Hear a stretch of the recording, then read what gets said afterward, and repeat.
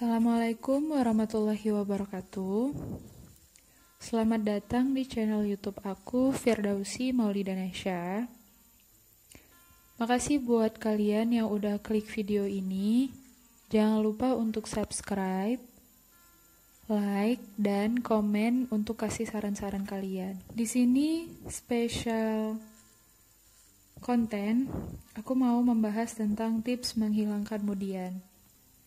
Nah, di video kali ini adalah khusus request dari teman aku yang katanya dia mudian, dan kalau menurut aku ini adalah masalah banyak orang gitu, karena aku sendiri pun ya masih mudian juga.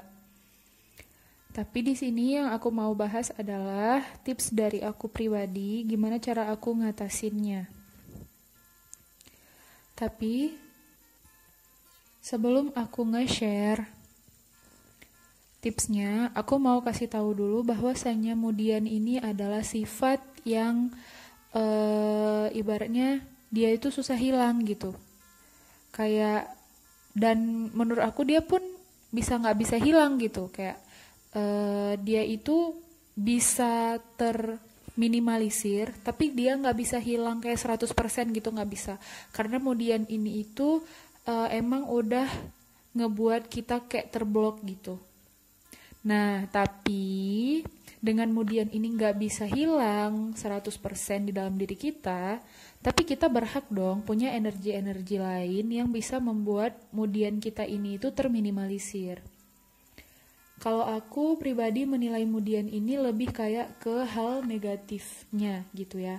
Jadi kayak kemudian ini yang buat aku bilang kemudian ini negatif adalah aku dibuat dia males-malesan, aku dibuat dia juga emosional aku bisa nggak stabil gitu. Jadi kayak menurut aku memang kemudian ini adalah sesuatu hal yang harus aku hindari banget gitu. Walaupun sebenarnya dia nggak bisa hilang, dia tetap akan ada, dan dia itu mengikuti mood kita atau kayak perasaan kita gitu. Nah, di sini aku mau membahas beberapa tipsnya gitu. Untuk tips yang pertama dari aku pribadi, aku percaya sebagai seorang muslim bahwasanya Allah itu ada gitu kan. Dan Allah yang bakalan nyelesain semua masalah-masalah yang aku punya. Nah, sebagai seorang muslim, aku bangga dong mengatakan bahwasannya aku percaya dengan aku kenal lebih dekat dengan Allah atau Tuhannya aku bisa lebih mengatasi kemudian ini gitu. Itu yang pertama, tips dari aku. Yang kedua, kalau aku pribadi, kalau aku lagi kemudian, otomatis otak aku itu nggak bisa bekerja sempurna. Makanya kenapa aku sering banget cari temen ataupun kayak referensi lain gitu kan, untuk ngebantu aku berpikir gitu. Contohnya kayak aku ngapain ya hari ini, kok gak enak banget, mood aku kambuh misalnya gitu kan. Jadi aku harus cari cepet-cepet referensi untuk supaya mood aku tuh kembali naik gitu. Soalnya mood itu yang sehari 2 hari itu masih normal gitu. Tapi kalau udah berhari-hari, nah itu udah nggak wajar lagi tuh gitu. Yang salah nih memang personalnya gitu kalau aku. Oke. Yang ketiga deh. Yang ketiga, melakukan kegiatan produktif dan positif. Kalau aku pribadi itu lebih kayak ke gini. Aku kan punya bisnis yang harus aku kembangkan gitu kan. Nah, lagi-lagi aku mikir, kalau aku kemudian gimana kabar bisnis aku gitu. Makanya aku selalu ada orang backup yang buat aku itu semangat untuk kayak ngebahas sesuatu yang ngebantu aku untuk bisa ngembaliin produktivitas kerja aku. Kayak gitu.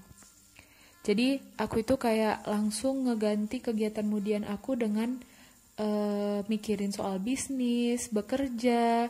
Kalau di rumah, aku beresin tempat tidur, aku nyapu, ngepel, cuci piring, pokoknya melakukan suatu kegiatan yang buat aku itu benar-benar kayak lupa kalau aku tuh tadi lagi nggak mood gitu sebenarnya gitu. Oke, terus yang keempat, aku selalu memfilter apa yang aku lihat dan apa yang aku dengar. Jadi kayak aku tuh milih-milih lingkungan gitu loh guys. Jadi kalau aku bisa bilang, misalnya nih, apa kebiasaan yang sering aku lakukan gitu kan. Aku suka lihat status-status story WhatsApp orang atau story Instagram orang. Nah, aku selalu memfilter gitu. Aku selalu hanya melihat story-story yang ada ilmunya atau story-story yang memang bermanfaat gitu. Tapi balik lagi, pasti kalian bertanya kan, gimana Fir supaya tahu kalau story si orang ini tuh bermanfaat, story si ini tuh nggak bermanfaat. Kalau Firda itu lebih kayak ke udah survei dari jauh-jauh hari gitu. Jadi kayak Firda tuh udah sering lihat dan Firda tuh jadi nandain, oh si ini nih kalau buat story menarik nih, Firda milih untuk lihat story dia aja nih gitu selanjutnya. Nah, dengan aku memfilter apa yang aku lihat tadi, itu otomatis ngebantu aku kali untuk ngejaga mood aku. Jadi kayak mungkin dengan ngelihat story si temen tadi, aku bisa lebih tenang. Mungkin dengan ngelihat story dia, aku bisa mendapatkan solusi. Atau mungkin dengan ngelihat story dia, banyak hal atau pengalaman baru, atau tentang kebersyukuran yang mungkin aku kurang untuk bersyukur. Gitu sih kalau aku.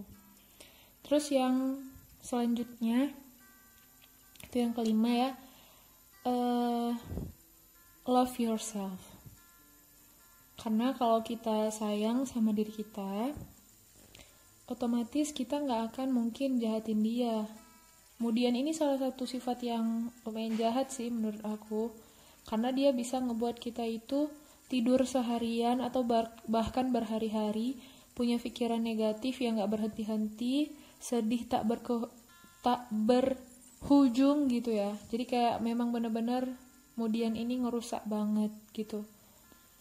Terus yang buat aku bilang love yourself itu adalah saat kita itu sayang sama diri kita, otomatis kita nggak mau dong dia itu sedih gitu kan, diri kita ini. Nah, kemudian ini adalah sesuatu hal yang buat aku menyedihkan banget ya kalau kita nurutin si sifat kemudian ini gitu. Jadi makanya kenapa aku suka aja gitu untuk kayak mikir bahwa oke, aku harus saat aku kemudian aku harus cepet-cepet untuk menggantikan kemudian aku itu gitu dengan mood yang lebih baik. Terus yang terakhir, aku buat schedule deh. Jadi setelah aku tadi berserah diri ke Allah yang pertama, terus aku nyari temen yang bisa ngasih aku solusi untuk masalah yang aku hadapi gitu. Karena kadang kita kan udah tahu nih harus ngapain, tapi kayak nggak tahu ya, kita kayak butuh saran aja gitu. Jadi memang harus ada orang yang bersedia memberikan saran untuk kita. Terus yang ketiga tadi kayak melakukan kegiatan yang produktif atau positif. Terus yang keempat, ya kita memang harus gitu memfilter lingkungan atau sosial yang kita rasakan gitu. Terus kayak aku pribadi, karena aku gak bersosialisasi kalau lagi di kampung halaman, aku lebih kayak ke memang kerja di rumah aja, atau bahkan aku di kamar bisa sampai 24 jam gak keluar gitu kan. Jadi disitu aku mikir gak mungkin di kamar aku gak ngapa-ngapain. Nah disitulah aku harus kreatif, harus ngapain aja supaya kegiatan aku tuh tetap ada gitu. Terus yang kelima itu aku kayak mencintai diri aku berpikir bahwa kalau nggak aku yang sayang sama diri aku, ya siapa lagi gitu kan.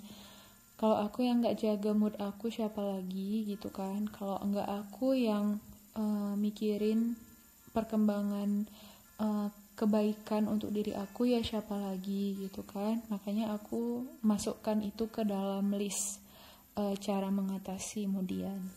Terus yang terakhir ya gitu, make schedule.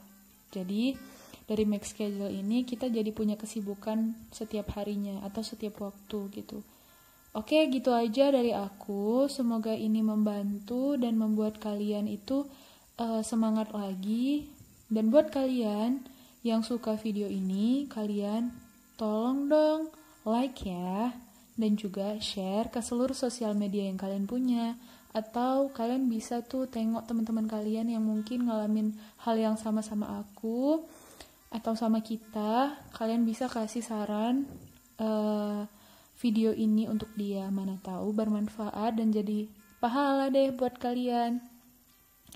Oke, segitu aja dulu dari aku. Subscribe ya, subscribe supaya aku lebih semangat lagi. Gitu aja. Komen di bawah kalau kalian memang mau ngasih masukan atau kalian mau aku buat video-video yang lain. Ya, itu aja. Makasih banyak udah singgah ke video ini. Selamat menonton video-video selanjutnya. Bye-bye. Assalamualaikum warahmatullahi wabarakatuh.